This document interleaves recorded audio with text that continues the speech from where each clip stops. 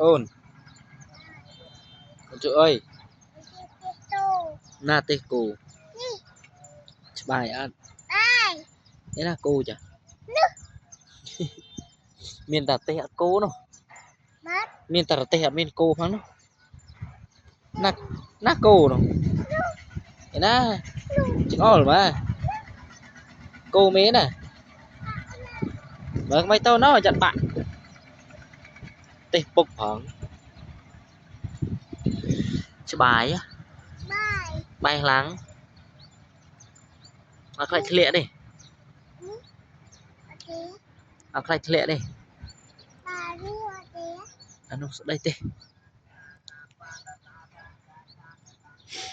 run bạn na để cô rồi đó thôi bột bạc kỳ mình chỉ mò là cran mình chỉ mò nào chỉ mò wow chỉ mò là cran ấy mời ơi kệ chỉ mò thế này ý